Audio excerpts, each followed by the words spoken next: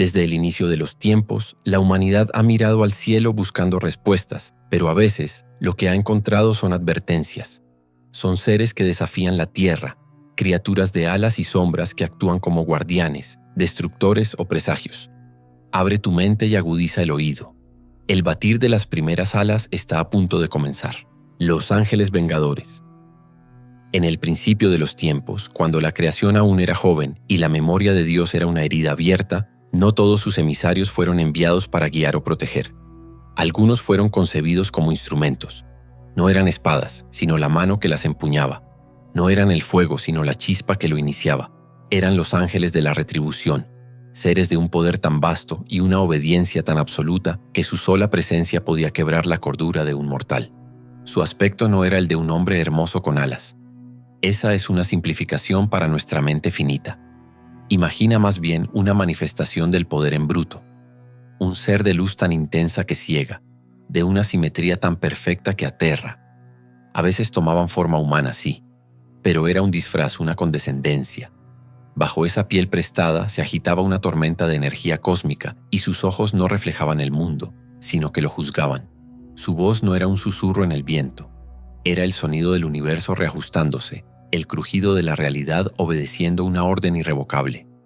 Y cuando desplegaban su verdadera forma, no había alas de pluma, sino ruedas dentro de ruedas cubiertas de ojos, relámpagos vivientes o seres de 6 alas que se cubrían el rostro, incapaces ellos mismos de soportar la gloria del trono que servían. Su leyenda más recordada está grabada a fuego y sal en el Valle del Jordán, en la historia de 2 ciudades cuyo nombre se convirtió en sinónimo de depravación, Sodoma y Gomorra. Estas ciudades de la llanura eran prósperas, sus mercados rebosaban y sus gentes reían y bebían. Pero su prosperidad había engendrado una corrupción que ascendía a los cielos como un humo fétido, un clamor de injusticia y pecado que había llegado a los oídos del Creador. Y el juicio fue decretado. 2 de estos ángeles descendieron a la tierra. Tomaron la apariencia de viajeros, de hombres apuestos, y se dirigieron a las puertas de Sodoma al atardecer. Lot, sobrino de Abraham y el único hombre justo que quedaba en la ciudad, los vio y reconoció en ellos algo que los demás no podían ver. No una divinidad obvia, sino una diferencia, una quietud, una autoridad en su porte que no pertenecía a este mundo. Insistió en darles cobijo sabiendo la perversidad que acechaba en las calles cuando caía la noche. Apenas habían cenado cuando la casa de Lot fue rodeada, no por unos pocos malhechores, sino por toda la ciudad, jóvenes y viejos, un enjambre humano unido por una misma malicia. Exigían a gritos que Lot les entregara a sus invitados para abusar de ellos. La depravación de la ciudad se había manifestado en su forma más pura, sitiando la casa donde se hospedaba la propia justicia divina. Lot, desesperado, les ofreció a sus propias hijas vírgenes a cambio, pero la multitud, ciega de lujuria y soberbia, se rió y se abalanzó para derribar la puerta. Fue entonces cuando los viajeros dejaron de ser simples invitados. Sin violencia, sin un grito, simplemente extendieron sus manos y tomaron a Lot, metiéndolo de nuevo en la casa. Luego se volvieron hacia la turba. No lanzaron rayos ni desenvainaron espadas de fuego. El acto fue más sutil y aterrador. Hirieron a la multitud con ceguera. De un instante a otro, los hombres que golpeaban la puerta se encontraron en una oscuridad total, manoteando en el aire, tropezando unos con otros, incapaces de encontrar la entrada que momentos antes querían derribar. El pánico reemplazó a la lujuria. La casa de repente se había vuelto inalcanzable, protegida por un milagro silencioso y terrible. Dentro, los ángeles revelaron su propósito. «Hemos venido a destruir este lugar», dijeron, y su voz ya no era la de simples viajeros, sino que resonaba con el eco de una sentencia milenaria. Su clamor ha subido hasta el Señor. «Huye con tu familia. No mires atrás. No te detengas en toda la llanura. Escapa a la montaña o perecerás». Al amanecer, mientras Lot y su familia dudaban, paralizados por el miedo y la incredulidad, los ángeles mostraron una última y extraña piedad. Los tomaron de la mano, a él, a su esposa, a sus 2 hijas, y con una fuerza serena, prácticamente los arrastraron fuera de la ciudad. Era la misericordia del cirujano que corta rápido para salvar la vida. «Corre por tu vida». Swingue fue su última orden, y entonces, con los justos a salvo, la retribución comenzó. Lot y su familia corrían mientras el sol se elevaba sobre el horizonte. Detrás de ellos el cielo no se aclaró, se oscureció. Desde lo alto el Señor hizo llover sobre Sodoma y Gomorra no agua, sino azufre y fuego. No fue un incendio convencional, fue una deconstrucción, un torrente celestial que no solo quemaba, sino que disolvía. Los edificios se licuaban, la tierra se abría, el aire mismo ardía. Los gritos de la ciudad fueron ahogados en un instante por el rugido del holocausto divino. La esposa de Lot, desobedeciendo la orden, miró atrás, anhelando su hogar perdido, y en ese instante el juicio la alcanzó, convirtiéndola en una estatua de sal, un monumento eterno a la vacilación ante la voluntad divina. Esta no fue la única vez.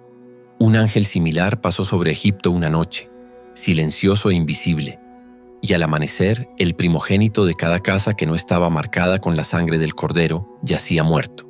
No hubo lucha, no hubo advertencia, solo una ejecución perfecta y silenciosa a una escala nacional. El ángel de la muerte, el vengador, no odiaba a los egipcios, simplemente cumplía una orden con una eficiencia aterradora. Y aquí, la leyenda se adentra en un territorio de tensión creciente. Estos seres no son malos, no son demonios, son la otra cara de la bondad divina, la justicia implacable. Son un recordatorio de que un poder capaz de crear galaxias con un pensamiento también es capaz de borrarlas. No sienten ira, ni piedad, ni remordimiento. Son la lógica pura al servicio de un poder absoluto. Y eso es lo más aterrador de todo. Piensa en ello. La maldad de un demonio es comprensible, nace del odio o la envidia. Pero ¿cómo te defiendes de un ser que no te odia, que simplemente te ha juzgado y te ha encontrado falto? ¿Cómo negocias con una fuerza para la cual tus súplicas son tan irrelevantes como el zumbido de un insecto? Su poder no reside en su fuerza, sino en su certeza. Y esto nos lleva a la conclusión, a la pregunta que se queda suspendida en el aire, cargada de un temor reverencial. Las historias antiguas nos dicen que estos ángeles actúan por orden directa. Pero, ¿y si esa no es toda la verdad? La creación es vasta y compleja, y el clamor de la injusticia nunca ha cesado. ¿Qué pasaría si estos seres, estos instrumentos de equilibrio cósmico, no siempre necesitaran una orden explícita? ¿Y si fueron diseñados con un grado de autonomía, como un sistema inmunológico del universo, programado para actuar cuando un cierto umbral de corrupción es alcanzado? La tensión no está en si volverán, sino en si alguna vez se han ido. Quizás caminan entre nosotros ahora mismo, con la apariencia de viajeros silenciosos, observando, midiendo, sopesando nuestros actos en una balanza invisible. Y la pregunta final, la que debería helarnos la sangre, no es qué acto terrible podría provocar su ira. La pregunta es, ¿cuál es el umbral exacto? ¿Cuánta injusticia, cuánta crueldad, cuánta soberbia se necesita para que en silencio uno de ellos se detenga, levante la vista al cielo como si recibiera una confirmación silenciosa y entonces, con una calma aterradora, comience a ejecutar la sentencia? El Piuchen. En el corazón del Gualmapu, el territorio ancestral mapuche, existen parajes de una belleza indómita. Bosques milenarios de coihues y araucarias cuyas copas rasgan las nubes, lagos de un azul tan profundo que parecen contener el cielo entero, y ríos que serpentean con la fuerza de la vida misma. Pero esta tierra, pródiga y salvaje, también es cuna de seres poderosos que escapan a la comprensión del hombre común. Y uno de los más temidos y reverenciados es el Piuchen. No imagines una serpiente como las que conoces, que reptan por la tierra o se esconden bajo las rocas. El Piuchen es algo más. Es cambio, es sed, es un poder de la naturaleza que desafía toda lógica. Su vida comienza de la forma más humilde, casi imperceptible. Se dice que nace como un pequeño gusano, a veces en el corazón de un copihue, la flor nacional, o en los lugares más húmedos y sombríos del bosque. Durante años esta larva crece lentamente, alimentándose del rocío y de la esencia vital de las plantas, acumulando poder en su pequeño cuerpo. Con el tiempo sufre su primera gran transformación. El gusano se convierte en una culebra de un color verde musgo intenso, con el vientre rojizo como la sangre que pronto ansiará. Aún es una criatura de la tierra, pero ya posee una mirada extraña, unos ojos que no parpadean y que parecen brillar con una inteligencia ancestral. Es en esta etapa cuando su verdadera naturaleza comienza a despertar, una sed insaciable de sangre. Al principio, sus víctimas son pequeñas, aves que anidan en los árboles, roedores que se aventuran fuera de sus madrigueras. El Piuchen no muerde ni desgarra, simplemente fija su mirada hipnótica en su presa, la paraliza con su poder y luego, sin dejar marca alguna, succiona su sangre hasta dejar un cuerpo seco y sin vida. Los campesinos y la gente de la tierra aprendieron a reconocer su presencia por estas señales. Animales encontrados muertos sin herida aparente, con una expresión de terror congelada en sus rostros. Pero el Piuchen no está destinado a arrastrarse por siempre. A medida que se alimenta y envejece, acumulando la energía vital de sus víctimas, su cuerpo sufre la más prodigiosa de las metamorfosis. Su piel escamosa se endurece, adquiriendo la textura del cuero viejo. De su lomo brotan plumas, no como las de un ave, sino gruesas, oscuras y correosas. Y de sus costados emergen unas alas membranosas, similares a las de un murciélago gigante. Su cuerpo se alarga, su cabeza se ensancha, y de su garganta ahora es capaz de emitir un silbido agudo y penetrante que paraliza el corazón de quien lo escucha. Se ha convertido en una serpiente alada, un dragón de la mitología mapuche. Ya no se conforma con presas pequeñas. Ahora su objetivo son los animales más grandes, un carnero, una vaca, e incluso, se susurra con temor, un ser humano que se atreva a caminar solo por sus dominios durante el crepúsculo. Vuela en silencio, una sombra que se desliza contra el lienzo estrellado de la noche. Se posa en la rama de un árbol alto y desde allí observa. Su mirada puede atravesar la distancia, encontrar el calor de la vida. Y una vez que ha elegido su objetivo, la víctima está condenada. Pero el poder del Piuchen va más allá de su sed de sangre. Su presencia altera el equilibrio de la naturaleza. Es un ser de calor y sequía. Donde un Piuchen establece su morada, la vegetación comienza a marchitarse. Las flores pierden su color y los árboles se secan desde dentro. Y su efecto más devastador lo reserva para el agua. Imagina una laguna cristalina, un espejo de agua donde los animales van a beber y las comunidades pescan para su sustento. Si un Piuchen decide que ese es su territorio, la laguna está sentenciada. Lentamente, día tras día, el nivel del agua comienza a descender sin explicación lógica. No hay sequía en la región, los afluentes no han disminuido su caudal, pero la laguna se evapora. Se encoge, como si una boca invisible estuviera bebiendo de ella. Los peces mueren en el lodo que antes fue un lecho vibrante de vida, y lo que era un oasis de frescura se convierte en una cuenca de tierra agrietada y polvo. El Piuchen ha absorbido la esencia vital del agua, dejando solo desolación a su paso.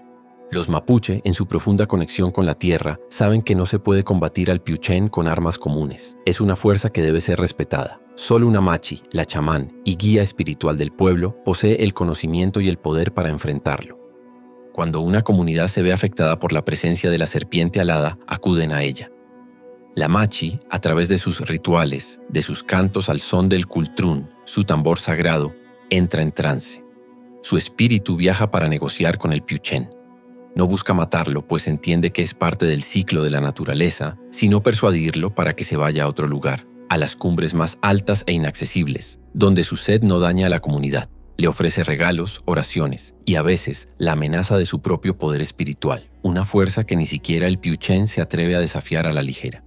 Pero escucha, porque la leyenda toma ahora un giro más inquietante. Se cuenta que un Piuchen muy viejo, uno que ha vivido siglos y ha bebido la sangre de incontables seres y secado lagunas enteras, adquiere una última y terrible habilidad, la metamorfosis completa. Ya no se limita a cambiar de gusano a serpiente y de serpiente a dragón. Puede adoptar cualquier forma. Puede convertirse en un animal común para pasar desapercibido, en una roca cubierta de musgo para acechar a la vera de un camino, o incluso, y esto es lo que se susurra con mayor pavor, puede tomar la forma de un ser humano. Una vez, en una comunidad apartada, un forastero llegó pidiendo refugio. Era un hombre callado, de ojos penetrantes y una palidez extraña en la piel. Fue bien recibido, como dictan las costumbres. Pero poco después de su llegada, el ganado empezó a aparecer muerto, sin sangre en sus cuerpos. El arroyo cercano comenzó a disminuir su caudal a un ritmo alarmante. La gente enfermaba, debilitándose día a día sin causa aparente. El pánico comenzó a extenderse. Llamaron a la machi del lugar, una anciana de gran sabiduría. Ella realizó sus ceremonias y al volver de su trance, su rostro reflejaba un horror profundo.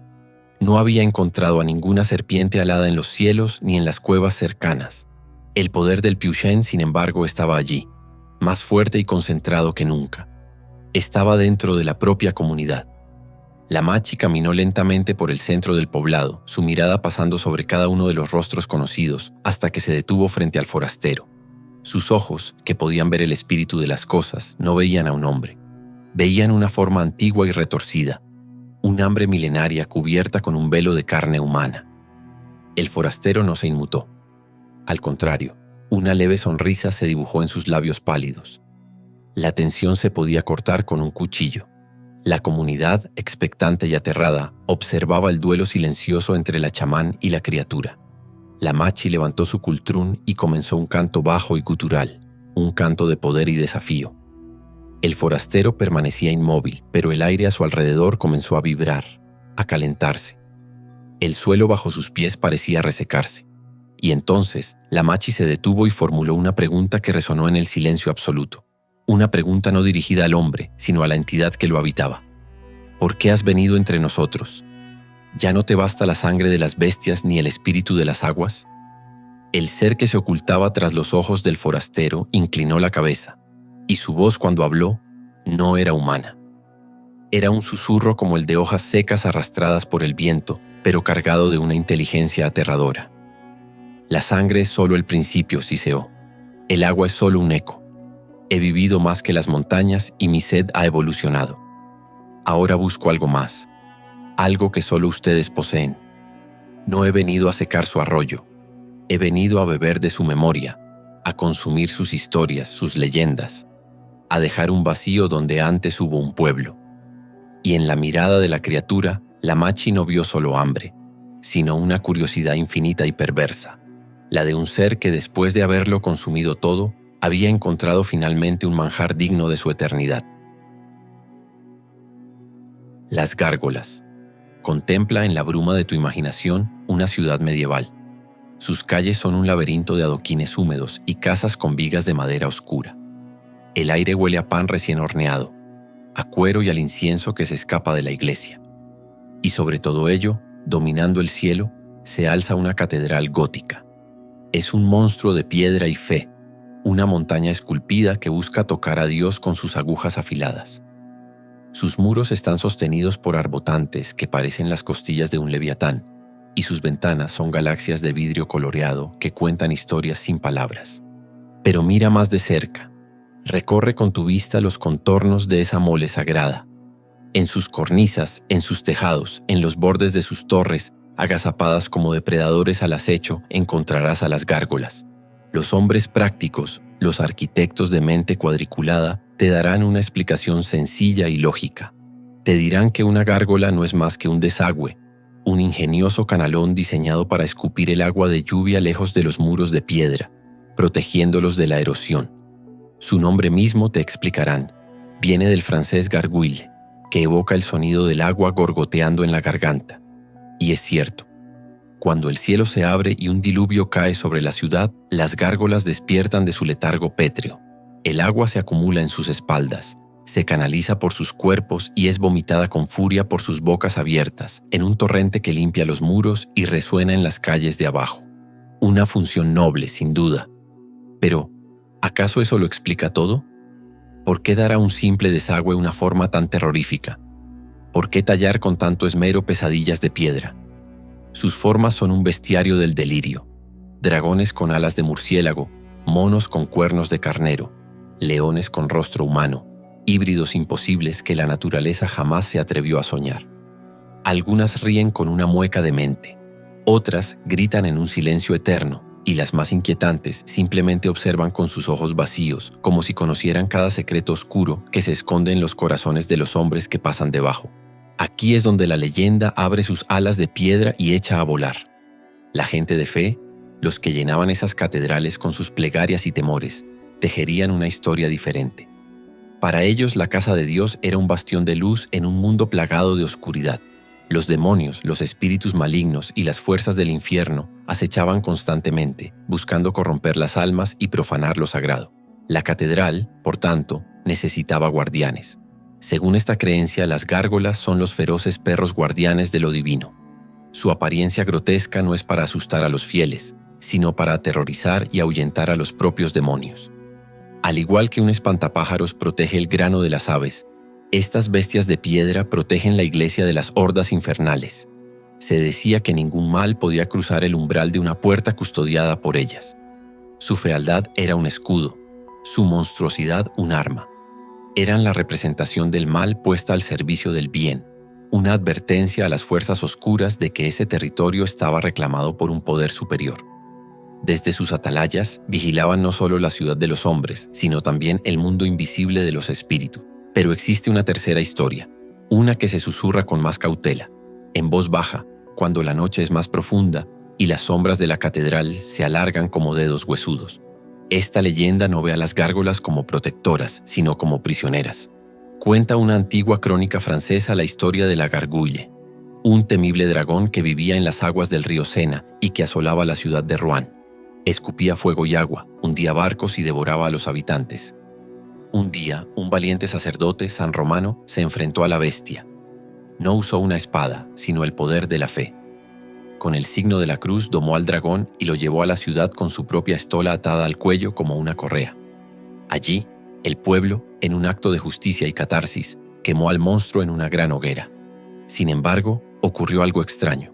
Mientras el cuerpo del dragón se consumía hasta las cenizas, su cabeza y su cuello, curtidos por su propio aliento de fuego, se negaron a arder. Como un trofeo y una advertencia, los habitantes de Rouen montaron la cabeza de la bestia en los muros de su nueva iglesia. Fue la primera gárgola. Esta historia dio a luz a una creencia mucho más sombría. ¿Y si las gárgolas no son simples esculturas? ¿Y si son los cuerpos de demonios reales? Demonios y criaturas de la noche que, imprudentes, se atrevieron a acercarse demasiado a la santidad de la catedral.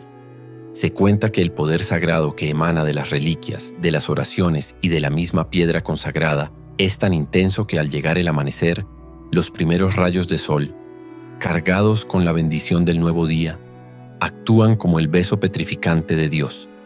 Imagina la escena: una noche de tormenta. Un demonio menor, una criatura de la oscuridad, vuela por el cielo nocturno, atraído por las almas que se congregan en la iglesia. Se posa en el tejado, buscando una entrada, una grieta en la fe por la que colarse. Pero se entretiene demasiado, embriagado por la cercanía de la santidad que desea corromper. No se da cuenta de que el horizonte al este comienza a palidecer. Y entonces el primer rayo de sol atraviesa las nubes, toca la aguja de la catedral y baña a la criatura en una luz pura y terrible. Su piel correosa se endurece, sus músculos se contraen, su grito de agonía se congela en su garganta y se convierte en piedra. Atrapado, condenado a pasar la eternidad como un desagüe para la casa de aquel al que desafió. Así, la tensión comienza a crecer en nuestra historia. El cantero que sube al andamio cada mañana, ¿es solo un artesano o es un carcelero que repara la prisión de una entidad maligna? Cuando ves una gárgola que parece nueva, recién añadida, ¿fue tallada por manos humanas o es la última víctima de un amanecer sagrado? Un joven monje, encargado de la limpieza de los altos pasadizos de la catedral, jura que en las noches de luna llena, cuando la luz plateada baña las estatuas, ha visto cosas. Afirma que los ojos de piedra parecen seguirlo, que ha escuchado susurros que suenan como grava rozándose, un intento de palabra desde una garganta de roca. Una noche, mientras barría cerca de una gárgola con forma de hombre atormentado, dejó caer su escoba. Al agacharse para recogerla, bajo la luz de su farol, le pareció ver algo imposible: una lágrima, una única y lenta gota de agua salada, deslizándose por la mejilla de piedra de la criatura. Pero no llovía. El monje se retiró con el corazón helado, y la pregunta comenzó a obsesionarle, una pregunta que ahora te hago a ti: desagüe, guardián o demonio prisionero. ¿Y si no son opciones excluyentes? ¿Y si las gárgolas son las tres cosas a la vez?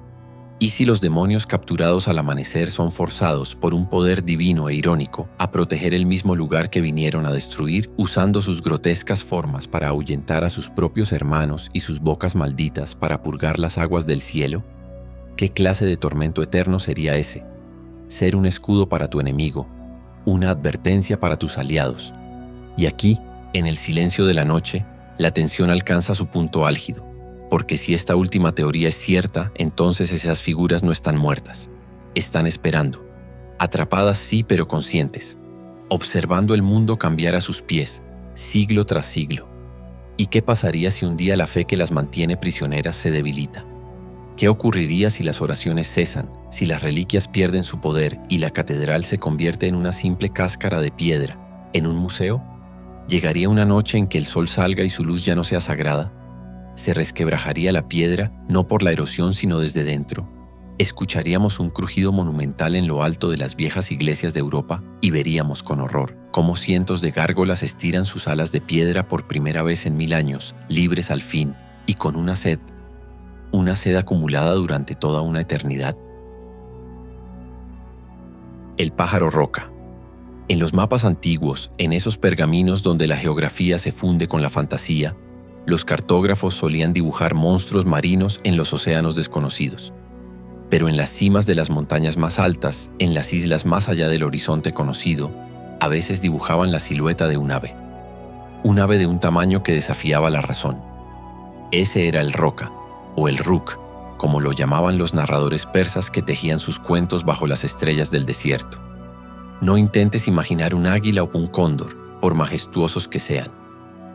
Para concebir al pájaro roca, debes pensar en la escala de la propia naturaleza. Imagina una nube de tormenta que cobra vida, que despliega alas y que posee una voluntad de depredador.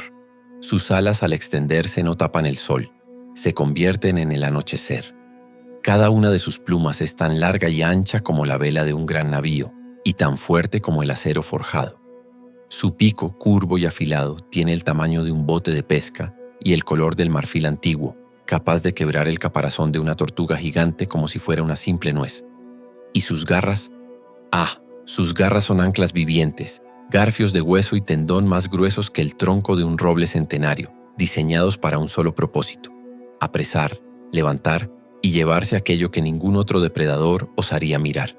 La leyenda nos cuenta que su nido no se encuentra en un árbol, pues no existe árbol capaz de soportar su peso. El pájaro roca anida en la cumbre de la montaña más inaccesible del mundo, una cima perpetuamente envuelta en nubes, un pico que los hombres llaman Kaf, la cordillera mítica que, según los antiguos, rodea el mundo entero. Allí, en un nido hecho con troncos de árboles colosales y los huesos blanqueados de sus presas, empolla un único huevo.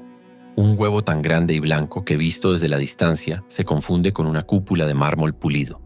Su leyenda viajó en la memoria de los marineros, y así llegó a los oídos de Sinbad, el aventurero de Bagdad. En uno de sus viajes, abandonado en una isla remota, Sinbad divisó a lo lejos lo que parecía ser una enorme cúpula blanca. Al acercarse, descubrió que era lisa y gigantesca. Era el huevo del pájaro roca. El terror inicial dio paso a una idea audaz. Cuando la madre ave regresó, su sombra cubrió la isla por completo. El sonido de su aleteo no era el de un pájaro, sino el de un huracán, un estruendo que sacudía las entrañas de la tierra. La gigantesca criatura se posó sobre su huevo, ignorando al diminuto ser humano.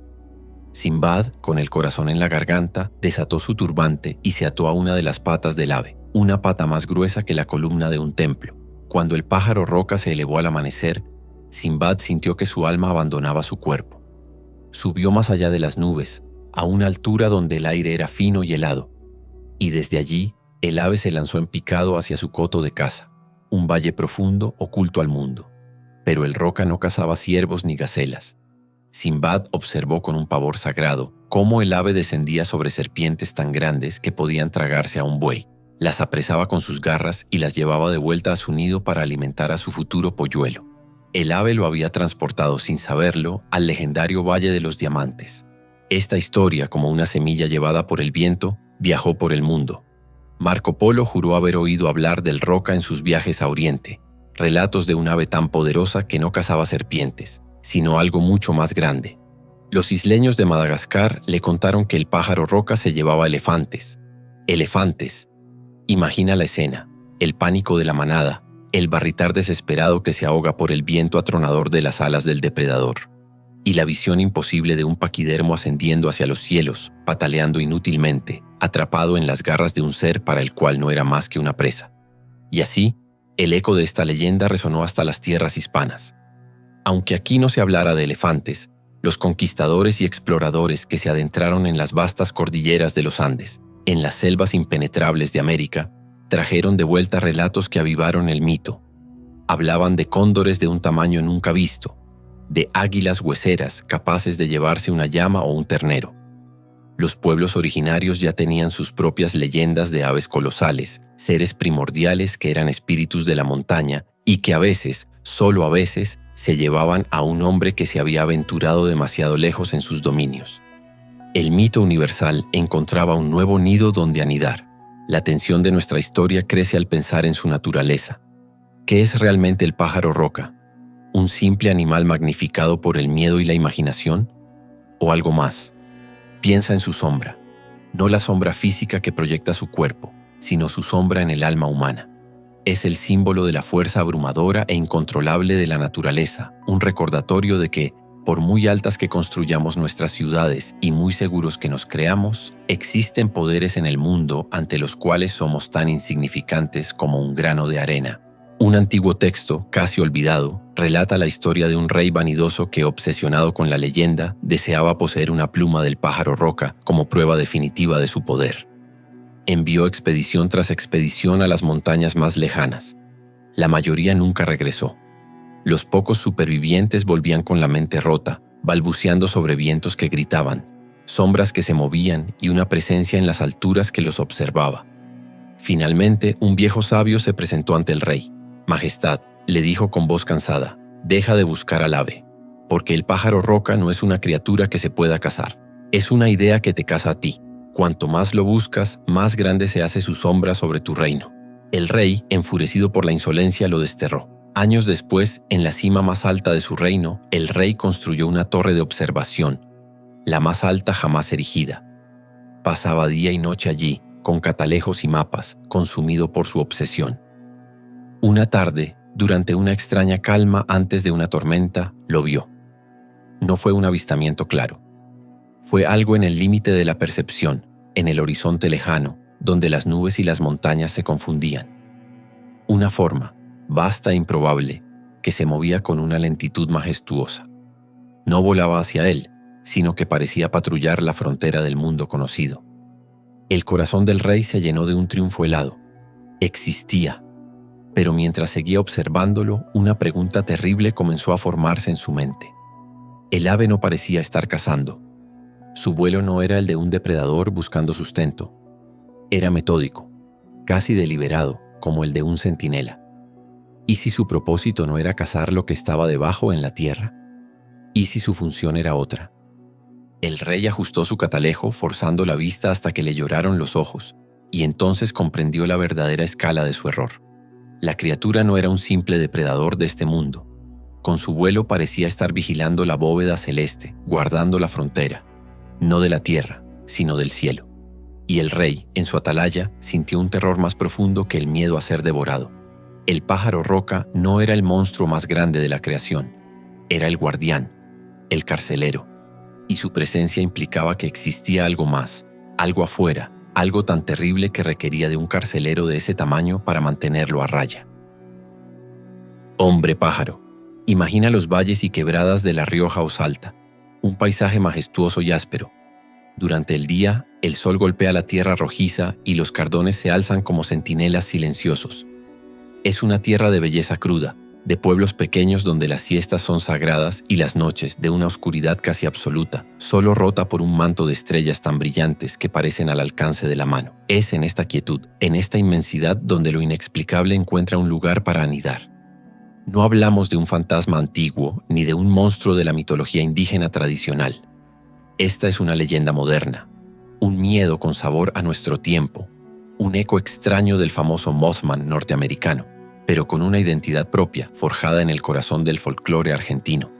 Los relatos no provienen de un único sabio anciano, sino de gente común, un camionero que recorre una ruta solitaria en plena madrugada, un par de jóvenes que acampan cerca de un dique, un campesino que regresa a su rancho al atardecer, y todos con ligeras variaciones cuentan lo mismo.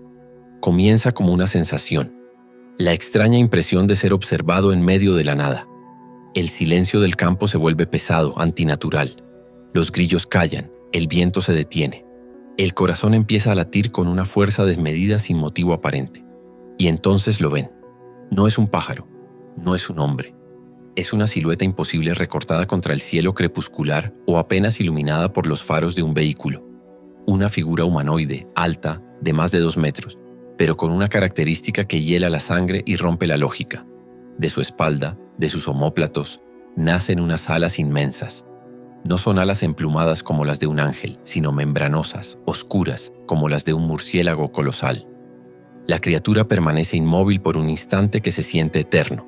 No se pueden distinguir rasgos faciales claros, solo una forma vagamente humana envuelta en sombras. Algunos testigos, sin embargo, juran haber visto 2 puntos de luz roja, 2 brasas encendidas en la oscuridad de su rostro, unos ojos que no miran, sino que penetran, que parecen escudriñar el alma y conocer los miedos más profundos de quien los observa. No emite ningún sonido, no hay un grito ni un graznido. Su presencia es un vacío de sonido, un silencio que aterroriza más que cualquier rugido. Y luego, con una facilidad pasmosa, sin esfuerzo aparente, despliega sus alas. El movimiento es lento, majestuoso, y el sonido, cuando lo hay, no es el de un aleteo, sino el de un pesado trozo de cuero o una lona agitándose en el viento. Se eleva en vertical, sin carrera, sin impulso, y desaparece en la oscuridad de la noche, dejando atrás un testigo paralizado, con la respiración contenida y una pregunta quemándole la mente. Los escépticos buscan explicaciones. Una lechuza de gran tamaño magnificada por el miedo, una garza extraña, la sombra de un planeador o un parapente en la distancia. Pero los relatos son demasiado consistentes, demasiado detallados, y sobre todo está la sensación que deja la criatura, un pavor primordial, un sentimiento de haber estado frente a algo que no pertenece a este mundo, algo que viola las leyes de la naturaleza. Con el tiempo, la leyenda del Gumán, como se le empezó a llamar, adquirió un matiz más siniestro. La gente comenzó a notar una pauta. Su aparición parecía preceder a la desgracia. Unas semanas después de que un grupo de amigos lo viera sobrevolar un dique, una tormenta súbita provocó una crecida que se llevó parte del camino.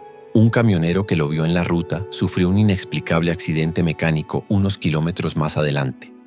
Pequeñas tragedias, accidentes, eventos desafortunados.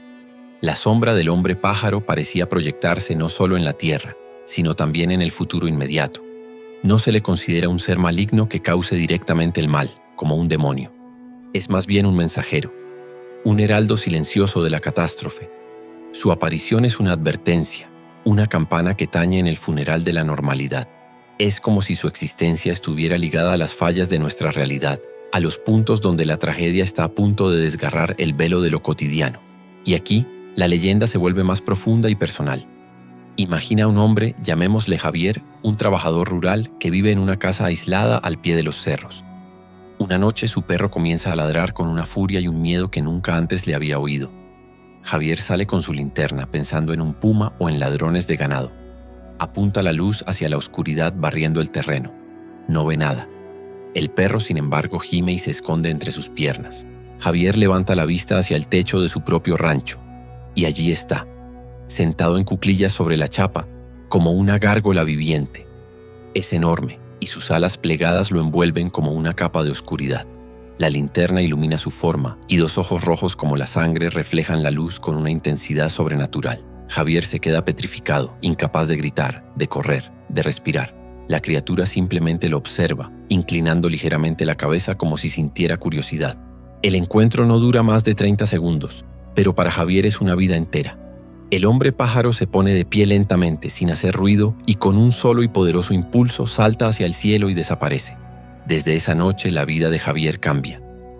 No duerme. Pasa las noches en vela, escudriñando el cielo. Sus vecinos dicen que ha enloquecido, que el sol de la puna le ha afectado la razón. Pero él sabe lo que vio, y vive con una tensión constante esperando. ¿Qué anunciaba esa visita tan personal? ¿La muerte de su ganado? ¿Una enfermedad en su familia? ¿Su propia muerte? La incertidumbre es una tortura peor que cualquier certeza. La tensión de nuestra historia se acumula aquí, en esta espera.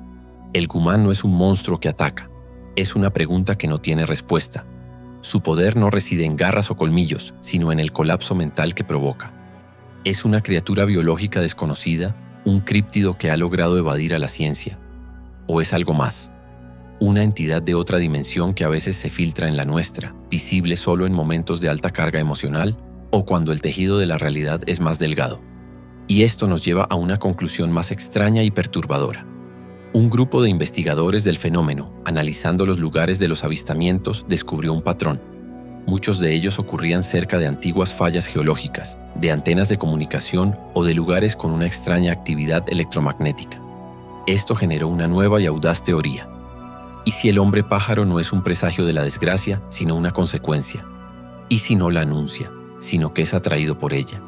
Como una polilla a la luz, quizás esta criatura es atraída por la energía que se libera justo antes de un desastre, por las ondas de pánico y dolor de las futuras víctimas.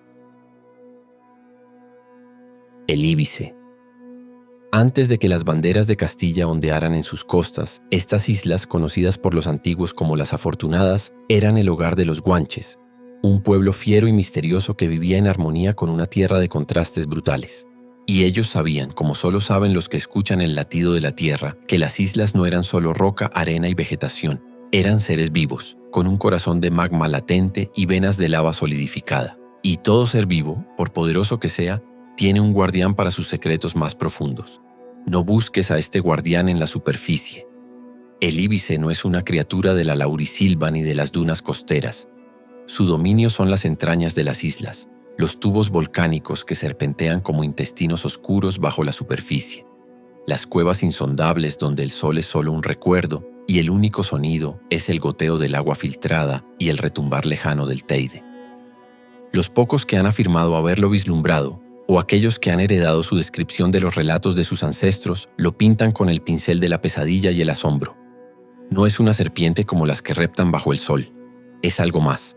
Su cuerpo es ofidio, sí, cubierto de escamas que no son verdes ni marrones, sino del color de la obsidiana pulida, iridiscentes, capturando y devolviendo cualquier atisbo de luz como un millar de ojos oscuros. Es un ser largo y poderoso, capaz de moverse por las grietas más estrechas con una fluidez líquida y de enroscarse con la fuerza de una pitón geológica.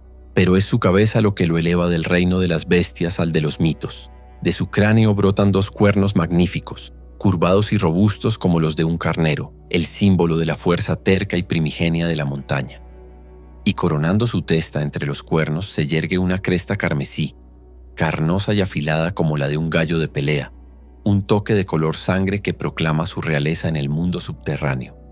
Y por si fuera poco, de su lomo escamoso surgen dos alas, no de pluma, sino membranosas y oscuras como la noche, que le permiten volar, no por el cielo abierto, sino por las vastas cavernas y cimas de su reino subterráneo.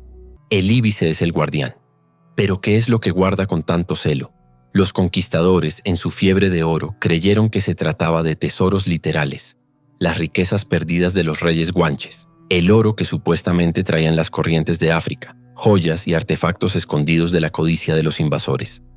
Muchos fueron los que se aventuraron en las cuevas de los secretos, armados con picos, palas y una ambición que superaba con creces su prudencia. Cuenta la historia de un tal Gonzalo, un colono de la Orotava, obsesionado con encontrar el tesoro del Mensa y Bencomo. Ignorando las advertencias de los lugareños, que le hablaban en susurros del guardián, se adentró en un tubo volcánico cerca de Icod, cuya boca parecía una garganta abierta en la tierra. Iba acompañado de dos hombres seducidos por la promesa de una riqueza inimaginable. Al principio el descenso fue solo un desafío físico. La oscuridad era total, rota apenas por la luz temblorosa de sus antorchas. El aire se enrareció, cargándose de un olor a azufre y a tierra húmeda milenaria. Las paredes de la cueva, lisas y negras, parecían absorber el sonido de sus voces. Tras horas de avance, llegaron a una caverna inmensa, tan grande que la luz de sus antorchas no alcanzaba a iluminar el techo, y en el centro vieron un brillo. No era el brillo tosco del oro, era algo más sutil, una luminiscencia suave que parecía emanar de un conjunto de cristales gigantes, formaciones de olivino y otras gemas que habían crecido en la oscuridad durante eones, pulsando con una luz verde y suave. Era el corazón geológico de la isla, el tesoro. Embriagados por la visión, se abalanzaron hacia los cristales, y fue entonces cuando el silencio se rompió. No fue un rugido ni un silbido, fue un sonido que no parecía venir de ninguna dirección concreta, sino de todas a la vez. Un sonido grave vibrante que no solo se oía con los oídos, sino que se sentía en los huesos, en el pecho, en los dientes. Era el Íbice, despertando de su letargo. De una grieta en la pared más lejana, una sombra se deslizó con una velocidad imposible. Era más grande de lo que ninguna leyenda había descrito. La luz de las antorchas se reflejó en sus escamas de obsidiana y en sus ojos, que no eran ojos, sino dos ascuas de magma incandescente. Desplegó sus alas cavernosas, no para volar, sino para bloquear la única salida, y su cresta roja pareció arder en la oscuridad. Los cuernos de carnero apuntaban directamente al corazón de los intrusos. Los hombres de Gonzalo gritaron y retrocedieron, pero ya era tarde. El íbice no los atacó con garras ni colmillos. Simplemente avanzó, y el aire a su alrededor se volvió pesado, irrespirable. La luz de las antorchas comenzó a parpadear y a extinguirse, como si la propia bestia se alimentara de la luz y del oxígeno. Uno a uno los hombres cayeron, no heridos, sino vaciados, como si la fuerza vital les hubiera sido arrebatada. Solo Gonzalo, paralizado de terror, logró ver cómo la criatura se enroscaba protectoramente alrededor de los cristales luminiscentes, que ahora brillaban con más intensidad, como si se hubieran nutrido de la vida robada a los intrusos. Gonzalo nunca salió de la cueva, o al menos su cuerpo nunca fue encontrado, y la leyenda creció convirtiéndose en una advertencia. El tesoro del íbice no es para los hombres. Y aquí, la tensión de nuestra historia se profundiza, se enrosca sobre sí misma como el cuerpo de la serpiente. Porque los más sabios, los que aún entienden el lenguaje de la tierra, sugieren que hemos malinterpretado la leyenda. ¿Y si el tesoro no es algo que se pueda poseer? ¿Y si el íbice no guarda riquezas materiales, sino la propia esencia de las islas? Piensa en ello. Las Canarias son islas de una belleza frágil, un ecosistema único en el mundo. El tesoro podría ser la fertilidad de su tierra, la pureza de sus acuíferos, el equilibrio de su clima. Los cristales que vio Gonzalo no serían gemas, sino el mana de la isla, su energía vital concentrada. El íbice, entonces, no es un monstruo maligno, sino un mecanismo de defensa, una manifestación del sistema inmunológico de la propia tierra. Y la pregunta que nos carcome comienza a tomar forma. ¿Quiénes son los intrusos ahora? Ya no son hombres con picos y palas buscando oro. Quizás somos todos nosotros, con nuestra sed insaciable de recursos, nuestra construcción desmedida, nuestra contaminación silenciosa. Cada pozo que seca un acuífero, cada especie endémica que se extingue, cada trozo de costa que se cubre de cemento. ¿No es eso un robo, un saqueo del verdadero tesoro? La tensión culmina en una idea inquietante. El íbice no ha desaparecido. No es una leyenda muerta. Simplemente está dormido, enroscado alrededor de un corazón de cristal que cada día brilla un poco menos. Pero, ¿qué pasaría si un día el saqueo va demasiado lejos? ¿Qué ocurriría si la herida a la tierra se vuelve demasiado profunda, si el dolor de la isla alcanza el umbral crítico? Tal vez no lo veamos emerger de una cueva. Tal vez su despertar sea más sutil y mucho más terrible. Quizás se manifieste como un colapso ecológico, una sequía imparable, un despertar del propio volcán que se creía dormido. Y cuando miremos los efectos, cuando veamos la tierra volverse estéril y el paraíso convertirse en un yermo, quizás entonces comprendamos que el íbice ha despertado y que no ha venido a castigarnos, sino simplemente a hacer su trabajo, reclamar para las entrañas de la tierra la energía vital que le hemos estado robando, dejando tras de sí solo el silencio de una cáscara vacía, una isla cuyo tesoro finalmente se ha extinguido para siempre. Las aves de Estínfalo. Imagina un lago que no es un espejo azul del cielo, sino un pantano sombrío y cenagoso. Es el lago Estínfalo. Sus aguas son turbias y están cubiertas por una capa de vegetación pútrida que exhala un vaho perpetuo, un miasma que huele a decadencia y a muerte. Los árboles que rodean sus orillas son retorcidos y enfermizos, con ramas que se alargan como dedos huesudos. En este paraje desolado no canta el ruiseñor ni anida la garza. El silencio solo es roto por el zumbido de los insectos y el chapoteo de alguna criatura invisible en el agua estancada. Este era el dominio de las aves de Estínfalo. No pienses en aves comunes. Eran una plaga, una aberración de la naturaleza nacida, según algunos, de la voluntad de Ares, el dios de la guerra, para quien la paz era un insulto y la destrucción una forma de arte. Eran del tamaño de grullas, pero su cuerpo no estaba cubierto de plumas suaves, sino de un plumaje metálico, oscuro y afilado como dagas. Su pico no era de hueso, sino de bronce macizo, forjado en las fraguas del inframundo, capaz de perforar el casco de un guerrero o el cráneo de un toro con la misma facilidad. Y sus garras, también de bronce, eran ganchos curvos y letales que podían desgarrar la carne hasta el hueso. Pero su arma más terrible eran sus propias plumas. Cuando volaban, podían lanzarlas como una lluvia de dardos metálicos, saetas mortales que se clavaban en todo lo que había debajo. Y por si fuera poco, sus excrementos eran un veneno virulento que quemaba los cultivos, envenenaba las fuentes y propagaba enfermedades entre los hombres y el ganado. Eran la encarnación alada de la pestilencia y la guerra. Se habían multiplicado sin control, convirtiendo la fértil Arcadia en un páramo de terror. Los campesinos no se atrevían a trabajar sus tierras. Los pastores habían perdido sus rebaños.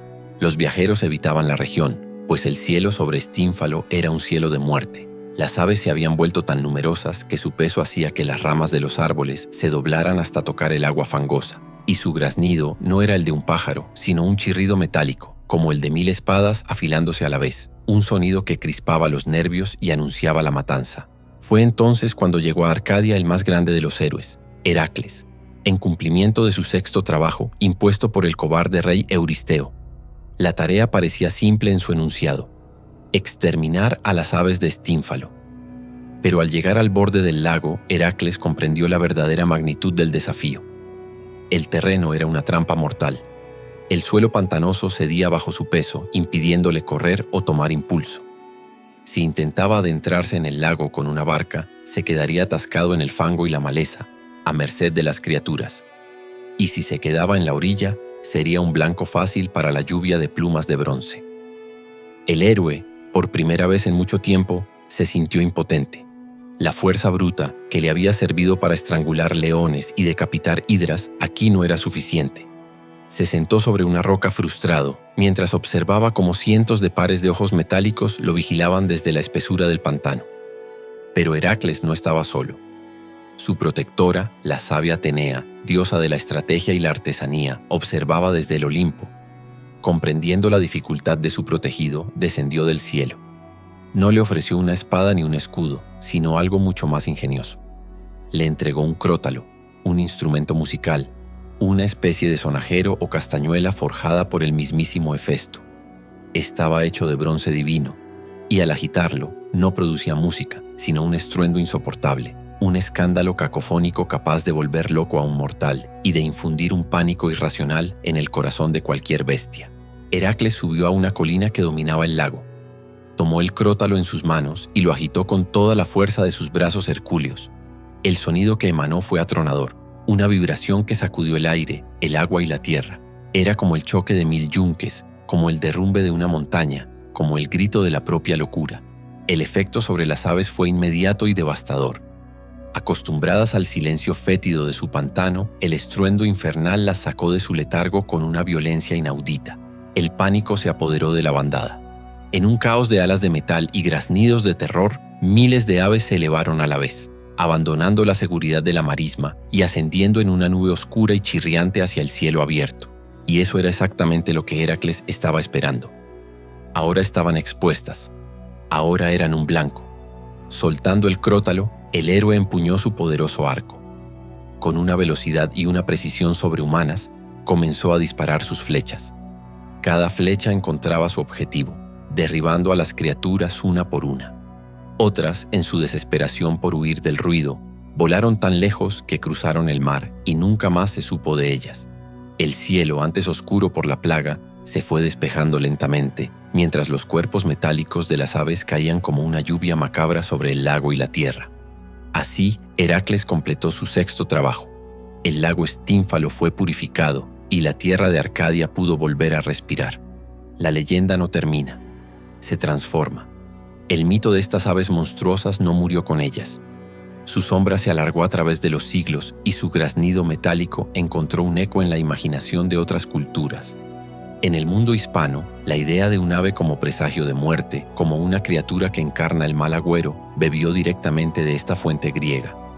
Las arpías, las estirges y otras criaturas aladas del bestiario medieval y renacentista llevan en su ADN el recuerdo de las aves de Estínfalo. Son la prueba de que un monstruo, una vez creado por la mente humana, nunca muere del todo. Y esto nos lleva a una tensión final, a una pregunta que flota sobre las aguas ahora tranquilas del lago. Heracles no las mató a todas. Muchas escaparon. ¿A dónde fueron? La leyenda dice que huyeron a través del mar. ¿Y si algunas anidaron en otras tierras, en otros pantanos, en otras mentes? Piensa en ello. El mito nos dice que las aves eran una plaga que destruía la tierra y traía la enfermedad. ¿No es esa una descripción perfecta de nuestras propias plagas modernas? La avaricia que devora los recursos, la contaminación que envenena el agua, la desinformación que vuela como dardos afilados. Quizás las aves de Estínfalo nunca fueron criaturas de carne y bronce. Quizás eran una metáfora. Y si es así, el trabajo de Heracles no ha terminado. El Chonchó. En la tierra chilena, donde la cordillera se alza como una columna vertebral de piedra y nieve y el océano Pacífico canta sus eternas baladas saladas, existen secretos que la modernidad no ha logrado borrar. Son secretos que anidan en el corazón de los bosques de araucarias, en el murmullo de los ríos que descienden de la montaña y, sobre todo, en las noches de una oscuridad profunda y silenciosa. Imagina un pequeño pueblo acurrucado entre cerros, de esos con casas de adobe y tejas de arcilla, donde el humo de las chimeneas se eleva perezosamente hacia un cielo cuajado de estrellas. La vida allí es sencilla, marcada por las cosechas y el ritmo de la naturaleza, pero cuando la última luz del día se desvanece y el único sonido es el canto de los grillos y el ladrido lejano de un perro, un temor ancestral despierta. Es el temor al chonchón. No creas que hablamos de una bestia común, de un monstruo de garras y colmillos. No, el origen del chonchón es mucho más terrible, pues nace de la voluntad humana corrompida. Se dice que ciertos brujos, aquellos que han pactado con fuerzas oscuras y conocen los secretos de la magia negra, poseen la habilidad de realizar un ritual espantoso. Al caer la noche en la soledad de su morada, el brujo se unge el cuello con un ungüento secreto, una pomada creada con hierbas amargas y grasas indecibles, mientras recita en un susurro gutural las palabras prohibidas: sin Dios ni Santa María. Y entonces ocurre lo impensable. Con un crujido suave, casi imperceptible, la cabeza del brujo se desprende de su cuerpo. El cuerpo queda inerte, como una cáscara vacía, tendido sobre una cama o una silla, mientras que la cabeza, ahora dotada de unas enormes orejas que se transforman en alas membranosas y emplumadas, se eleva. Esta cabeza alada es el chonchón. Sus ojos, antes humanos, ahora brillan con una luz fosforescente y malévola en la oscuridad. Su cabello se agita con el viento nocturno, mientras bate sus nuevas alas con un aleteo pesado, casi torpe. Abandona la calidez de la habitación por la ventana abierta y se lanza al frío de la noche, listo para su macabro vuelo. El aire se enrarece a su paso. Los animales callan. El viento parece contener la respiración. Y es entonces cuando se escucha el sonido que hiela la sangre y anuncia la desgracia. Un grito, un lamento, un presagio que resuena en la quietud de la noche. Tue, tue, tue. No es un sonido fuerte sino penetrante, uno que parece nacer de la misma garganta del miedo. Quienes lo escuchan saben lo que significa. El chonchón está de cacería, no de carne ni de sangre, sino de almas. Vuela sobre los techos de los desprevenidos, buscando la casa donde la enfermedad ha echado raíces, donde un alma está a punto de emprender su último viaje. Cuando el chonchón se posa sobre el tejado de una casa, es una sentencia.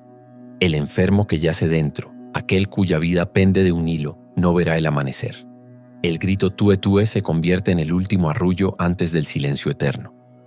El chonchón se alimenta de esa energía vital que se escapa, sorbiendo la esencia del alma que parte. Los antiguos, los que conocían los secretos de la tierra, sabían cómo defenderse. Si el grito del tue tue se escuchaba demasiado cerca, el más valiente de la casa salía al patio y con la voz firme a pesar del temblor lanzaba una invitación al aire. Pasa mañana por sal, chonchón. Era un desafío, una forma de reconocerlo y anclar su naturaleza mágica a una promesa mundana. Otros, más precavidos, recurrían a la contramagia. Se decía que si se encontraba el cuerpo sin cabeza del brujo, bastaba con darlo vuelta. Cuando el chonchón regresara al amanecer, cansado de su vuelo, no podría acoplar su cabeza al cuerpo en la posición correcta y moriría irremediablemente con los primeros rayos del sol. Algunos incluso esparcían semillas de mostaza en el suelo de la habitación del brujo. La criatura, por una compulsión inexplicable, se vería obligada a recoger cada grano antes del amanecer, una tarea imposible que aseguraba su fin. La noche avanza y nuestra historia se adentra en terrenos más oscuros. Una vez, un joven campesino, audaz y escéptico, decidió ignorar las advertencias de sus mayores. Una noche de luna nueva, mientras caminaba por un sendero solitario, escuchó el temido tue tue tue justo sobre él. En lugar de sentir miedo, sintió una rabia desafiante. Desenvainó su cuchillo, afilado para el trabajo diario, y trazó en el aire una estrella de 5 puntas, un antiguo símbolo de protección, mientras gritaba una blasfemia contra la criatura. El aleteo se detuvo. Un silencio pesado, antinatural, cayó sobre el campo. El joven sintió un frío que no era del viento, una presencia que le erizó la piel. Esperó con el cuchillo en alto, el corazón martillando en su pecho.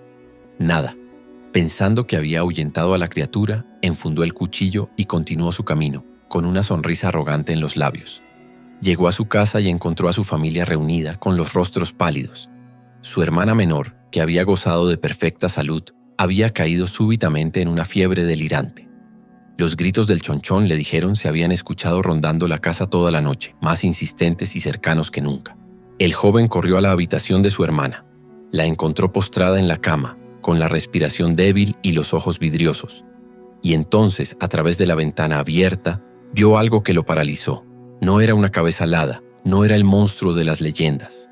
Era el rostro de un anciano del pueblo, uno que todos conocían, un hombre solitario y de mirada extraña. El rostro flotaba en el aire, sostenido por alas oscuras que parecían hechas de sombra pura, y sus ojos, inyectados en sangre, lo miraban fijamente. Una sonrisa macabra se dibujó en aquellos labios, una sonrisa de triunfo y malicia. El joven comprendió su terrible error. No había desafiado a un simple monstruo, sino a un brujo. Su desafío no había protegido a nadie. Por el contrario, había provocado la ira de la criatura y había marcado a su propia familia. Con el paso de las horas, la fiebre de la niña no cedía. El grito del tue ya no se oía en la distancia, sino que parecía susurrarse desde cada rincón oscuro de la habitación, un eco persistente que se negaba a desaparecer. El joven, desesperado, recordó otra parte de la leyenda.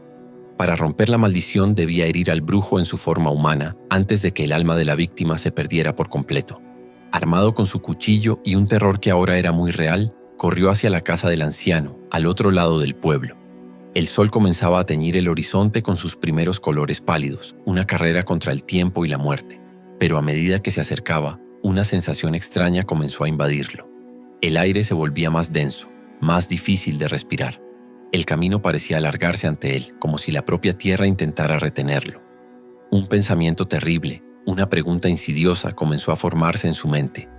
¿Y si el chonchón no es solo un presagio? Si su grito no solo anuncia la muerte, sino que la invoca, la teje, la moldea a su antojo, ¿qué poder real se esconde tras esa cabeza alada? Quizás no era solo el alma de los moribundos lo que buscaba. Quizás, con cada alma que consumía, su poder crecía, permitiéndole no solo predecir la desgracia, sino elegir a su próxima víctima. La sonrisa que había visto en la ventana no era solo de malicia, era una invitación. Y en el silencio que precedía al amanecer, el joven se preguntó si corría para salvar a su hermana, o si en realidad, sin saberlo, estaba corriendo directamente hacia su propio destino, llamado por un poder mucho más antiguo y hambriento de lo que nadie jamás había imaginado. Y así, nuestro viaje por el firmamento de los mitos llega a su fin, por ahora. Hemos sentido el viento helado del pájaro roca y el calor del fuego divino sobre Sodoma, y la advertencia en los ojos rojos del hombre pájaro. Desde el silbido del íbice en las entrañas de la tierra hasta la furia silenciosa de los ángeles vengadores, hemos confirmado una verdad universal. Estas criaturas, ya sean de bronce, de sombra, de piedra o de luz celestial, no son solo monstruos en un bestiario. Son espejos. En sus formas grotescas o sublimes, vemos reflejadas nuestras más profundas ansiedades y nuestras más altas aspiraciones. Son la encarnación de la fuerza incontrolable de la naturaleza, del miedo a la justicia divina, de la necesidad de un guardián en la oscuridad y del terror a que ese mismo guardián se vuelva contra nosotros. Cada leyenda es un intento de dar forma a lo informe, de nombrar lo innombrable. Al final, estas historias nos dicen más sobre nosotros mismos que sobre las criaturas que describen. La verdadera pregunta que queda flotando en el aire, después de escuchar sus historias, no es si estos seres existen allá afuera, entre las nubes o en el corazón de las montañas. La verdadera pregunta es, ¿dónde anidan aquí dentro? Gracias por acompañarme y hasta la próxima.